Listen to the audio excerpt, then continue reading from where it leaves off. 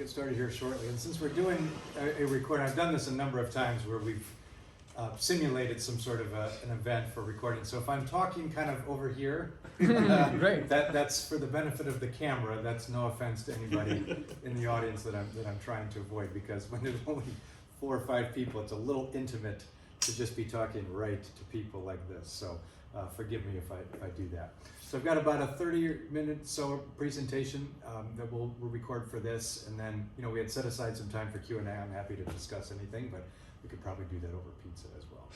So anyway, we'll go ahead and get started. So welcome, thank you for joining us to this presentation on rethinking communication.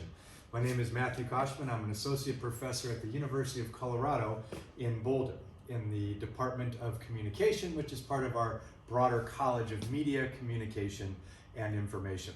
This is the beautiful campus of the University of Colorado. My office is, one of the problems we have at the university is all the buildings look the same. So even though I've been there for about 14 years, it's still a little tricky to figure out that my office is right over here somewhere, right about there. So that's the University of Colorado. Up in Boulder, just a short trip away from Denver, Colorado, if you're familiar with that. I am here in Paris as part of an academic conference through an association called the International Communication Association. So in our academic discipline of communication, we have a variety of national and international associations, plus all kinds of regional and niche subdisciplinary associations. But the International Communication Association is one of the preeminent conferences in academic associations, and I like to attend when I can. It moves around all over the world, as you can imagine, so some places are a little more convenient to get to than others, but Paris was, just couldn't pass that up. So I'm part of the conference here, and what we do is fairly standard academic conference sort of stuff. We have panels and presentations and discussions and meetings and bylaw meetings and all sorts of mundane things. But one of the best parts about the conference is you're together with a lot of people in your field to talk about ideas.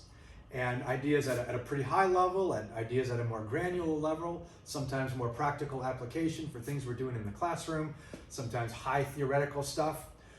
There's a lot of different things going on across all the many different subdisciplines of the field of communication, and there are many. But one of the things that is a bit of a theme, especially this year, is thinking about what it means to communicate, thinking about human interaction in what is hopefully a post-COVID era. See, the era of COVID that we have been through has exposed a lot of our assumptions about communication. Certainly here at the university level, when we all went remote and flipped very quickly to remote education, there were some things that went well, many other things that did not go that well. And it exposed a lot of assumptions we had about what it is we think that we're doing when we're communicating with each other. Is it just as simple as transmitting information, exchanging messages? If so, well then let's just quickly go online and it should be fairly seamless. No, not at all. We realized very quickly that when you do remote learning, when you try to have meetings online, when you try to coordinate and collaborate online, as many people throughout a number of different professions have tried to do, it's very difficult.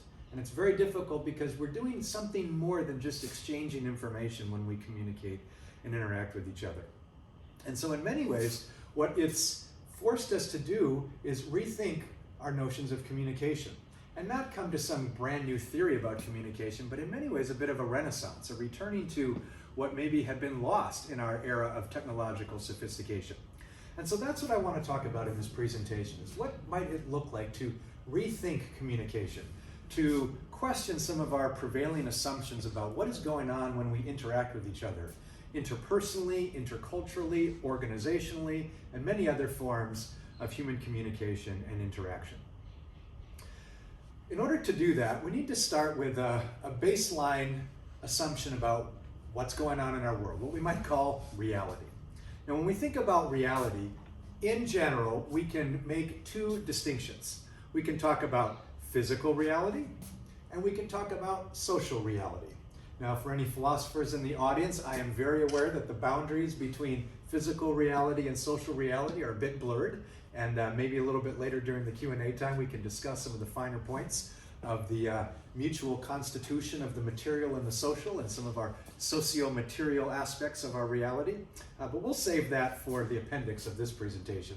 For now, I think most of us are aware of a general analytic distinction, if not a philosophical or theoretical distinction, but an analytic distinction between the physical reality, the material stuff, and the social world.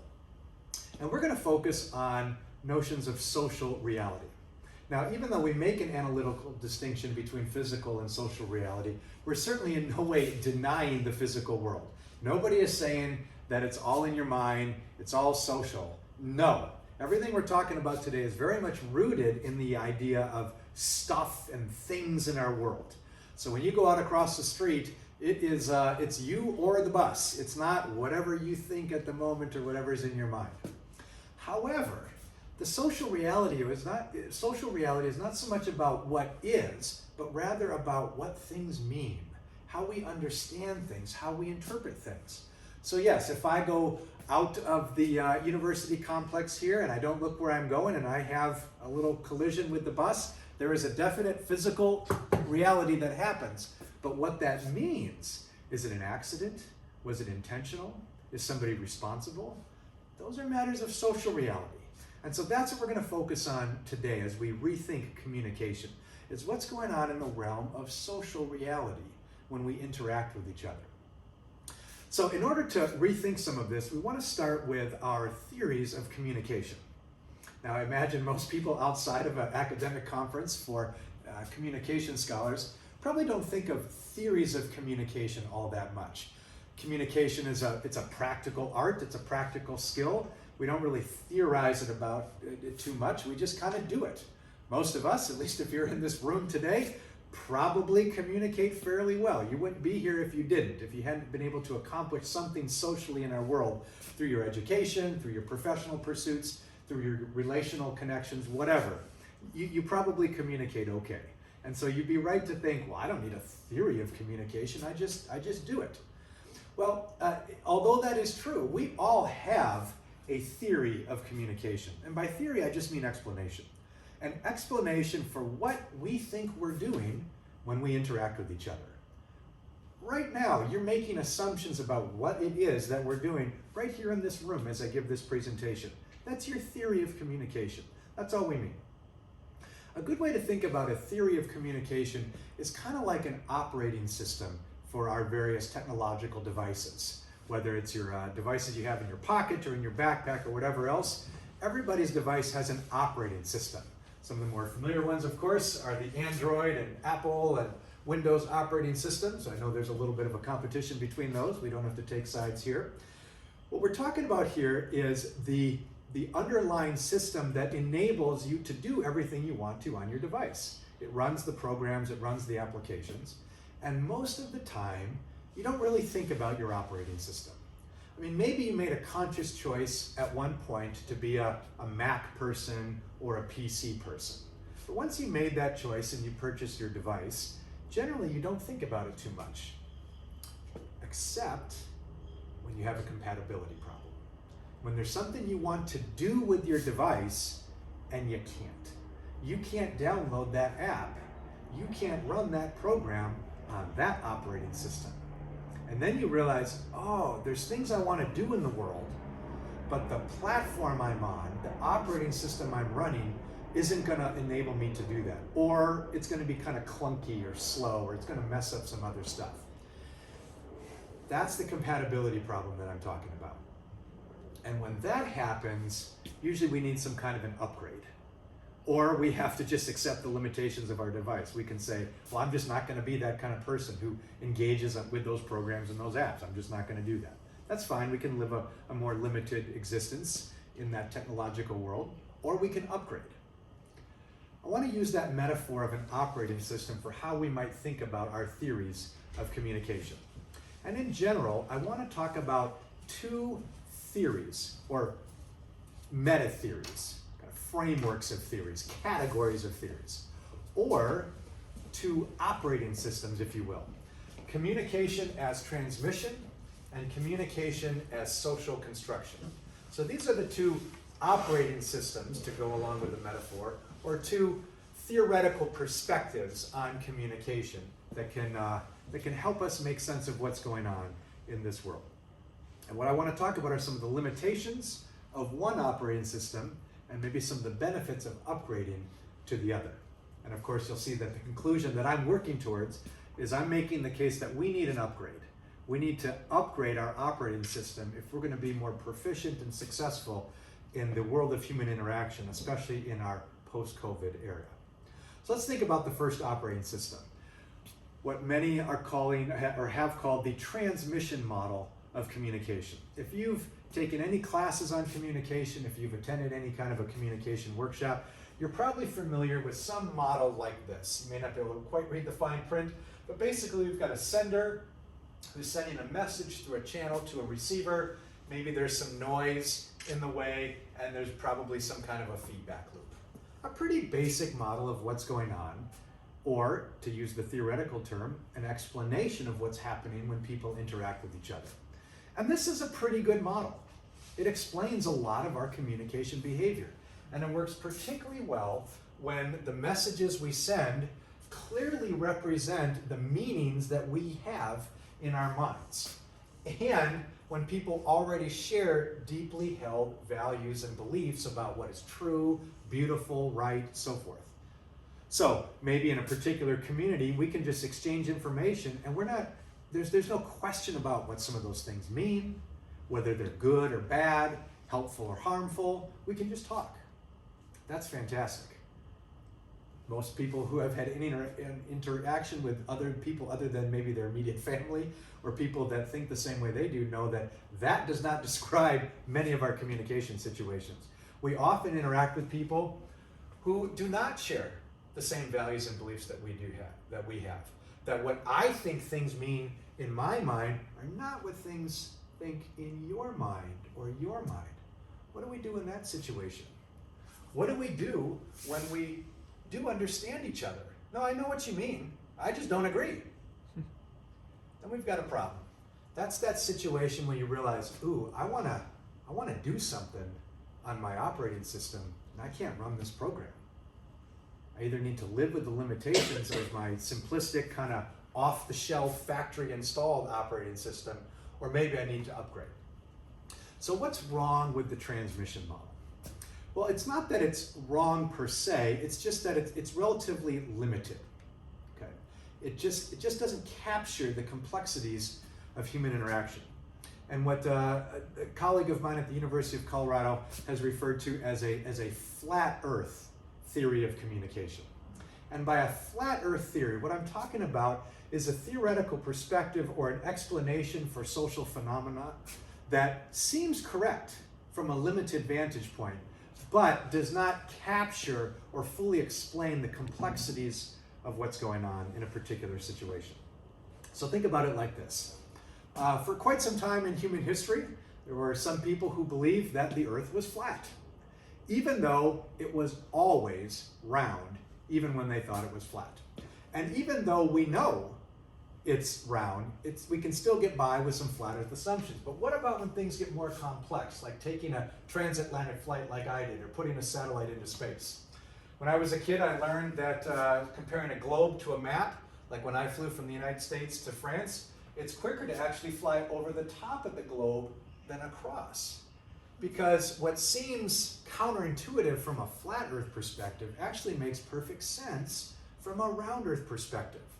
Now, for most of our daily lives, we can get by with flat earth assumptions just fine. Either literally, like when I walk across the street to the pizza parlor, where we're going to enjoy some conversation after this talk, it doesn't matter that the world is round, I can just act as if it's flat. Same thing with communication, giving directions, planning our schedules, requesting information. Flat earth assumptions work fine. But what about when things get more complex? What about when you have to resolve conflict? What about when you have to persuade or convince people of a controversial or complex idea? What about when you're interacting or have to reach some sort of agreement with people who don't share your values and beliefs? Now we've got some round earth complexities that make things a little more complicated. That means that running this operating system, we're probably not going to be able to use that app or that program. We're going to need an upgrade. That's what I'm talking about today, is upgrading to what we could call a social construction model of communication. A social construction model. And this is an operating system, a theoretical framework or perspective that talks about, well, here, how social realities are created, sustained, and changed through our interactions with other people. But remember, we're in the realm of social reality here. So we're not just saying it's all in your mind, it's all perception, talk is reality. We're not saying that. We're talking about in the realm of social reality, we in many ways create and sustain those realities through our interactions. That we don't just talk about pre-existing social realities as if they exist independently of our interactions. We are actively making our social worlds as we interact with each other. Consider this. Think about a relationship you might have with somebody close to you, maybe a romantic partner, a close friend or family member. Imagine a situation where there's some conflict, the infamous "we need to talk" situation. Okay, the thing that you're talking about, is that out there, objectively external, as if like these beautiful museums that are throughout Paris, and we're talking about that statue, about that painting? Not really. If you've engaged in those interactions, you realize actually as we talk about the thing, our relationship changes as we're talking about it, as we're interacting. What we're doing right now, I'm not just giving a talk that exists separately from social reality. What we're doing right now creates the very phenomena that we're trying to understand. A couple of days later, when you're talking about the presentation you attended and somebody asks, how was it? What did you think? What did you learn? You're talking about that actually constitutes what we did right here. It becomes the social reality of that phenomenon. That's the social construction model. And so what we're talking about is thinking about communication as social construction. The theory, the explanation for what we're doing when we interact with each other is not just transmitting information between senders and receivers, information that exists independently and objectively separate from the senders and receivers, and we just talk about it. No, we are actively making or creating or sustaining or changing our very social realities in our interactions. Now, why and how does this happen? Well, the big idea here is that communication always happens at a couple different levels. We've got the content level and the relationship level. So we've got what you say and how you say it. You've probably heard some kind of simplistic version of that. It's not just what you say, but how you say it. But there's a very profound philosophical and theoretical point to be made. When we just exchange information, it's what we say. It's the nouns and verbs of our interaction. But there's always a relational level. Meaning, interpretation, understanding. The social realm is not about what things are, but what they mean. I'm certainly dealing with that here in Paris as I'm getting directions to the places I'm trying to go, as I'm getting explanations for how things work around here. I've got the content. Content's not the problem. I don't know what it means. I don't have the relationship level. When somebody tells me where I need to go or how I need to act or what I need to do in a different country, okay, I've got the vocabulary, but what does that mean? How do I understand it? That's the relationship level. Think back to that "we need to talk" moment you might have had with a close relational partner. How often have you heard things like, well, I know that's what I said, but it's not what I meant. Yeah, but that's what you said, but it's not what I meant. The fact that that's how we have those sorts of discussions, I think in many ways demonstrates the significance of this philosophical distinction, that there's more things going on than just content. There's a relational level happening. That's the social realm. That's the need for the social construction upgrade. So we've got these two operating systems, these two models of communication, and my argument here, as we think about coming out of a COVID era, as we think about what it means for human interaction, this is not necessarily new. In many ways, this is a renaissance back to the ancient Greeks and how they thought about human interaction. But I want to make the case that a social construction model is the upgrade that we need.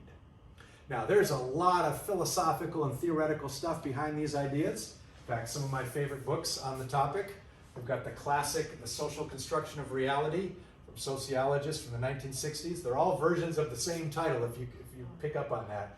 Philosopher John Searle, back in the 1990s, wrote a great book, The Construction of Social Reality. And David Eldervoss, a few years ago, wrote another book, The Reality of Social Construction.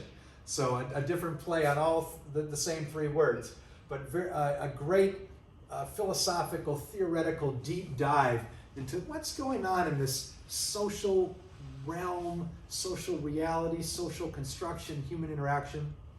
So if that's of interest to you, I'd certainly encourage you to dive in, because despite some of the practical applications and simplicity of what I'm talking about today for a broader audience, there is a much deeper level of theoretical and philosophical sophistication behind these ideas. So given that background, why don't we transition to some practical applications of this for the remainder of the talk.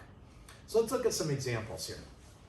First of all, how many people have seen the movie The Martian? Anybody seen the movie The Martian? Okay, a few people here. So warning, there's going to be a few spoiler alerts. Just to make a point. I want to show two clips from this movie, each about 3 to 4 minutes long, so not too long here. For those of you who have not seen the movie, basically this is Matt Damon is the star of the film here, although it's kind of a star-studded cast, but he's the one we're going to feature here. What we have is sometime in the not too distant future, there is a astronaut expedition to Mars. So the movie begins with astronauts doing their work on Mars. There's some kind of intergalactic storm. I'm not really sure what the weather patterns are called on Mars. I don't think we have quite a vocabulary for that yet. But something happens. There's a terrible accident. The crew has to rush back to their spacecraft and leave Mars. In all the hysteria, Matt Damon's character gets injured. In fact, they think he's dead, and he is left. They leave him because they can't get him. They leave. Well, spoiler alert, he's not dead. He recovers, but he's left on Mars. So we are about to engage in some communication between Matt Damon's character and the NASA headquarters back on Earth. Basically, he's able to find an old lunar rover from the 1990s, I believe, that has an old digital camera on it and still has transmission capability. And so we're gonna pick up the scene there. One important thing though, especially as we get into the second clip, the crew who left him does not know that he's still alive. And that's an important thing. NASA has chosen not to tell them. These two clips, I think, illustrate communication as transmission and communication as social construction quite well. First clip, here we go. And maybe we want to do the lights on the first clip. Here we are. Oh, please work.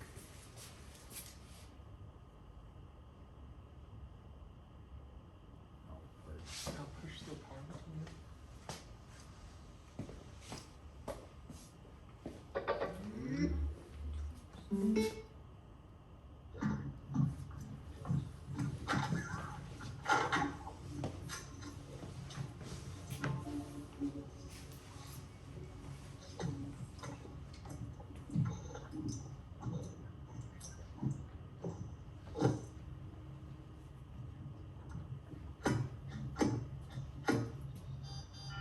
Incoming. Are you soothing me? Yes. No. Okay. Point the camera, yes.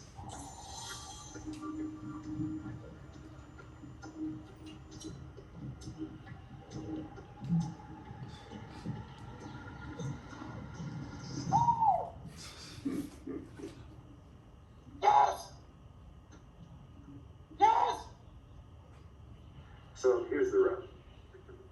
Somehow, we have to have complex astrophysical engineering conversations using nothing but a still frame camera from 1996.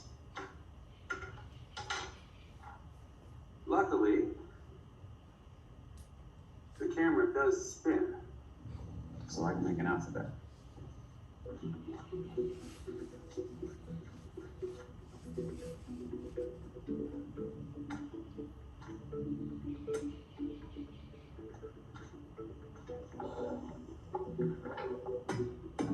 I know where he's going with this.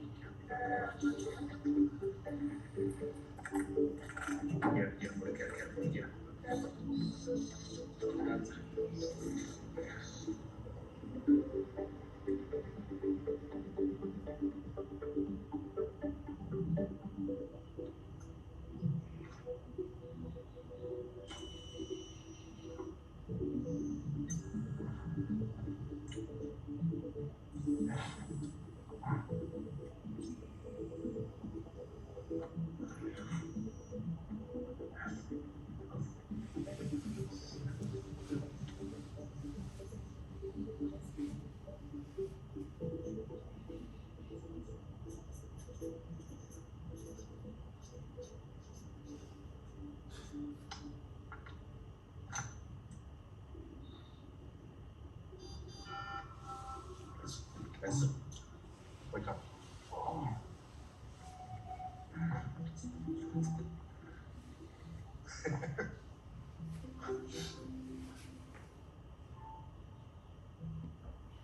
Okay, message transmission at its finest. Being able to communicate basic understanding from Mars to Earth. That's pretty impressive.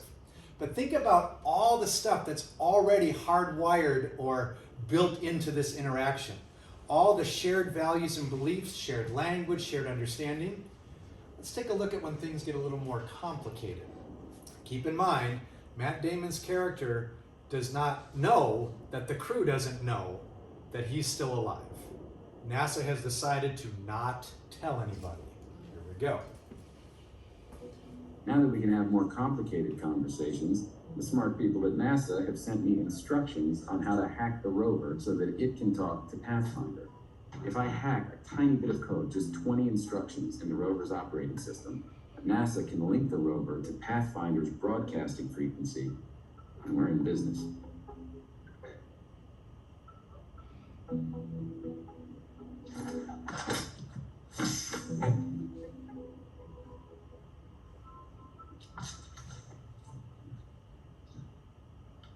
Mark, this is Vincent Kapoor.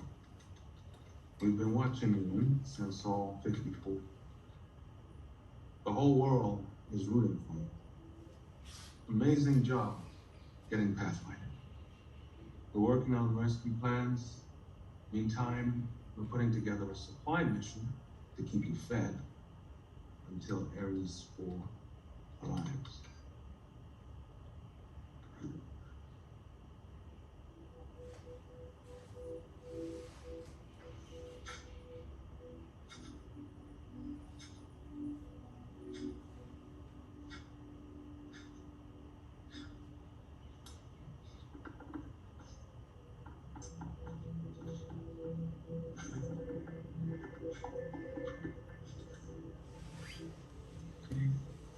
Glad to hear it. Really looking forward to nap time.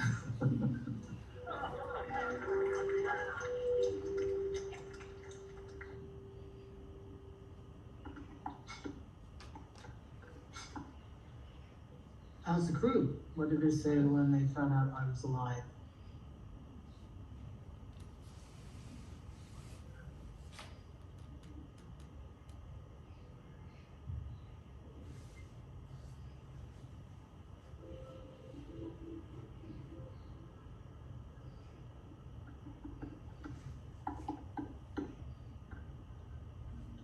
Guys, can we get some space, please? Thank you. Just listen.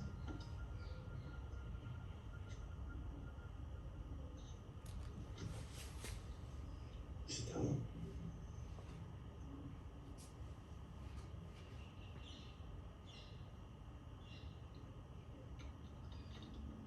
No, we haven't told the crew you are alive yet.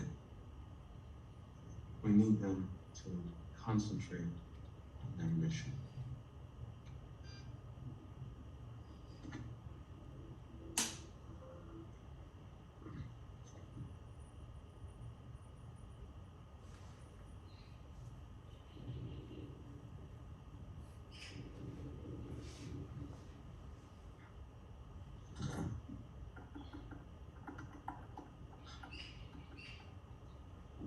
face us, they don't know I'm alive? What the F word? F word in German form, F word again, is wrong with you? Mark, please watch your language. Everything you type is being broadcast live all over the world.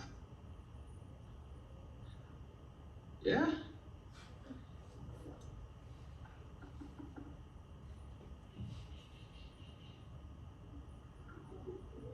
Oh,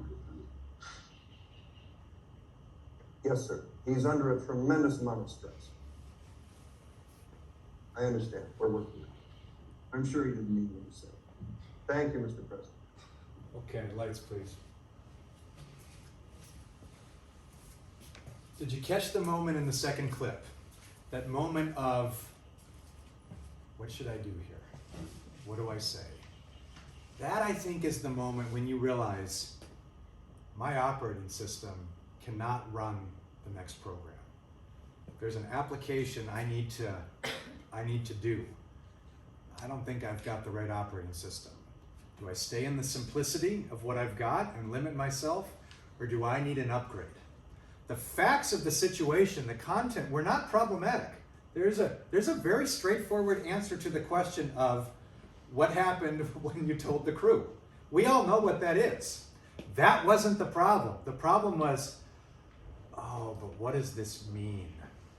What am I going to create here? Not what am I going to describe, what am I going to make through my interaction? And then think of the interactions that ensued about what was or was not appropriate to talk about with a national audience. Some people laughed, some people gasped. We are now in a different realm where there's not shared understandings. There's not commonly held assumptions about what it is that we're doing, and we can just transmit information. There's a social construction happening here, and a social construction model is the upgrade you need. A couple more examples here to bring this to life a little bit more, and then we'll just wrap up with a few final thoughts. Since we are here in Paris and on the eve of the Champions League final, let's think about this in terms of football. So imagine a football referee. Football referee's job, among other things, is to call fouls. Especially even in this age of video replay, fouls are still largely called by the referee. Think about three different referees who have different approaches to how they call fouls. You have one referee that says there are fouls, and I call them as they are. You have a referee who says, hey, there's fouls, and I call them as I see them. Then you have a third referee who says, there are fouls, but they ain't nothing till I call them. I hope you'll see that this is probably the most social constructionist referee. This referee is still very much in a transmission model. There's an objective reality out there, a social reality. And let's be honest, yes, there is a physical thing that happens, but whether you tackle somebody from behind or the side or the front, and that's called a foul, a red card, or a yellow card, that's a social construct. That doesn't exist anywhere in nature. We didn't appeal to the laws of the universe. That's something we made. Now, it's a pretty entrenched social construct, and as we'll see in an upcoming example, just because something's a social construction doesn't mean that it's easy to change or that we can just talk it away. This is more of a in-between, more of a perspectivist that says, well, look, there's an objective reality out there, an objective social reality, but we talk about it differently. We have different perspectives. This is the proverbial blind people touching the elephant differently, okay? There is an objective thing, the elephant, but we all understand it differently from our own perspective. Okay. But if we really think about what's going on in the social realm, I think we realize there's no elephant. It's all social construct. And it doesn't matter how many people in the stadium are yelling, red card, kick the bum out of the game. If this guy doesn't call it, it doesn't exist. That's social construction. That's what the social realm is all about. Certain people in certain institutional arrangements, if they say certain things in certain ways, bring forth certain social realities. Let's look at the power of some of this, and then we'll look at the limits of some of this as a final example to wrap up. First of all, the power of social construction. That the way in which we talk about and think about things can really take root in our society in ways that are very, very difficult to overcome. We can't just talk our way out of it. There's a fascinating article in the New York Times not long ago about the anniversary of what may have been the most successful advertising campaign in the 20th century. That is the campaign to sell diamonds to celebrate the engagement prior to marriage. So here in the West, and especially in the United States, giving a diamond engagement ring is a long-standing tradition. Here's a brief video clip about 3 minutes long that exposes some of that a little bit. There's a couple PG-13 moments in here, but I think I've got them sufficiently bleeped out, so I think we can all enjoy what we've got here. So a little satirical critique of this social phenomenon. You've made me the happiest man in the world. Emily, will you marry me? How sweet. You like it, so you're putting a ring on it. But have you ever wondered why we put diamond rings on things we like at all? Oh God, you're gonna tell us the awful truth about engagement rings, aren't you? Yeah, I am. Hi, I'm Adam Conover. Hey, Adam. And you may think of the diamond engagement ring as a timeless symbol of love, but it turns out this ancient tradition was invented less than a century ago by the De Beers Diamond Corporation. Before the 1930s, nobody exchanged diamond rings when they got engaged. It wasn't a thing. Apple, what do you say we get married? Oh, that's a swell idea, Frank. What do you give me? Well, I got the shiny red apple. Sold. Oh, I love you, Frank. But in 1938, the De Beers Diamond Cartel launched a massive ad campaign, claiming that the only way for a real man to show his love is with an expensive hunk of crystallized carbon. And we bought that. Now, hold on. Looks like if I don't buy you one of these ring dealies, then I'm a tiny peck of pencil neck. Well, it's on the side of a building, so it's gotta be true. Well, crumbs. In fact, every element of the traditional American engagement was designed to make more money for De Beers. How much you drop on that rock? I don't know, like $4 grand. Jesus Louises, that's more than your car. My dad said the rule was 2 months' salary. Yeah, sorry, dude. That's not a rule. That's just an arbitrary number from an old De Beers ad campaign. Buy her a diamond worth 1 month's salary. She'll be sure to love you eternally. Profits are down. Better make it 2 months. This has got to be the most successful ad campaign of all time. This is like if in 50 years people were going, "Oh, honey, the same thing again?" Yeah, you know that old rule. Pizza in the morning, pizza in the evening, pizza at supper time. When pizza's on a bagel, you must eat pizza all the time. Well, it's not like I'm throwing my money away. I mean, at least the ring is worth something. Yeah. Actually, diamonds are intrinsically worthless. I refuse to believe that. Well, maybe you believe De Beers chairman Nicky Oppenheimer, who once said, quote, "Diamonds are intrinsically worthless." Shut up, shut up, shut up. In fact, they're quite common. The only reason diamonds are even expensive is that De Beers has a global monopoly on diamond mining, and they artificially restrict the supply to jack the prices up. But in reality, the souls have a ton of them. These are extremely rare. Pay no attention to that. Which means that diamond you just blew your savings on has virtually no resale value. That's why De Beers wants you to think a diamond is forever. Fine, so what do we do about it? Nothing. They've got us by the balls. A century of advertising has embedded the idea of a diamond engagement ring so deeply in our culture that even knowing all that doesn't get you out of buying an engagement ring. Seriously, give it a shot. Okay. Emily, will you marry me? I'm not giving you a ring because the concept of engagement ring is a scam on the part of the De Beers Corporation. But we could open a joint checking account? Sorry, dude. I want that rock. Well, thanks, man. No problem. Join me next time on Adam Ruins Life's Greatest Pleasures when I'll be talking about how puppies only pretend to love you in order to mooch off your food supply. Okay, I think you get the idea there, the power of social construction. Now, the important takeaway here is to not make the mistake that just because something's a social construction, we can just easily talk it away. In fact, that's many of us who are university professors talk about this as a fairly sophomoric response, that once you learn, oh, it's just a social construct, you may hear. No, in fact, many ways, social constructions are much more permanent and stable than physical constructions. Think about an organization. It might be much, much easier to tear down a building and build a new one than it is to change the culture of your organization. And think about other constructs, social constructs in our society. If we think of race as a social construction, gender norms as a social construction, can you just say, just talk about it differently and all those problems just go away? Of course not, because social constructions are very stable and stubborn in many aspects of our society. We don't just talk them out of existence, but they are real and consequential, even if they're not physical or material.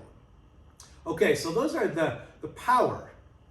Let's wrap up with a couple examples about the limits. So we just saw the power of the diamond engagement ring, that even knowing all of that, we still want to do it, okay? And knowing all that I do, I still bought my wife a diamond engagement ring, okay? And I'd probably do it all over again because of even with everything that I've learned. That's how powerful social constructs are. However, it didn't work for men. De Beers tried to create a social reality of men, diamonds, rings, and it just never really caught on. So there's something going on there. It's not just that you can just say anything, anywhere, anytime, and just make stuff up and it just takes root in society. There's a complexity here about how we connect our social phenomena, our social constructs, our social notions of value and worth to actual people and things that are going on and previous social constructs that set the foundation for that. Not everything will just work. One of my favorite examples of this comes from the American version of a classic television program, The Office. And our UK friends here in our European audience will probably make note that yes, this did start in the UK. Like many great entertainment programs out there, the US was usually second, following something that happened across the pond. But nonetheless, we've got a good example of this. For those of you not familiar with The Office, we have the bumbling manager of a small paper company in the United States over here on the right. And in this particular episode, he's in a little bit of personal financial trouble. Personal finance is not going too well. Well, he's talking to somebody at work who tells him, all you got to do is declare bankruptcy. If you declare bankruptcy, this will solve a lot of your financial problems. I declare bankruptcy!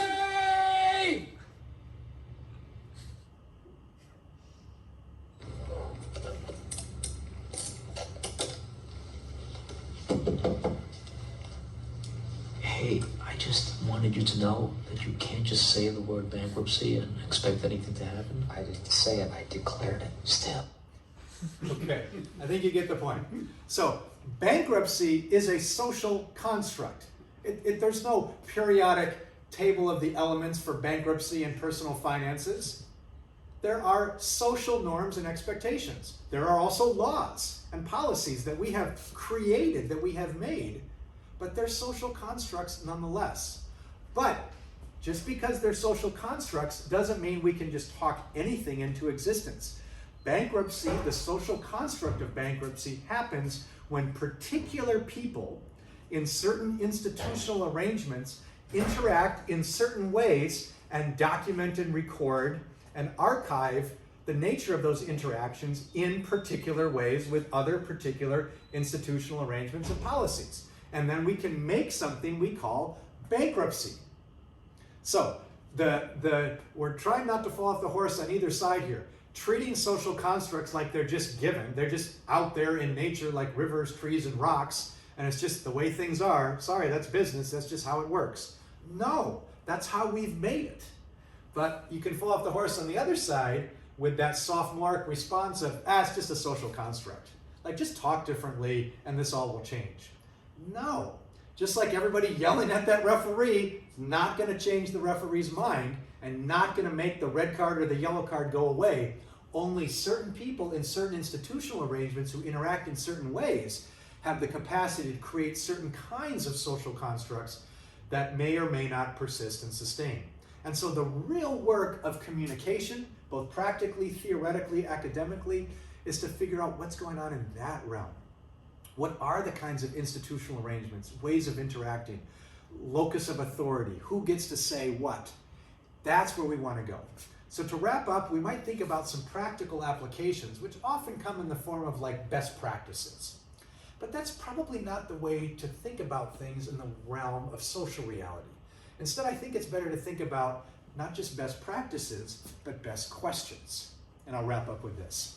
Somebody running a social construction operating system or model of communication is not going to be focused on what messages do I want to transmit, what objective information do I want to convey. Instead, I think somebody running that operating system is going to ask a series of questions. Questions like this: what do I want to accomplish versus what do I want to say? You've probably been in plenty of situations where there's something you want to say, but you're like, you know what? That probably isn't going to help me accomplish what I want to in this situation. A similar way of asking that question is, what are we making? I often think about this when I'm on the phone with a customer service agent. If I'm on the phone with a customer service agent, there's probably something that I need to happen that I don't have the power to make happen.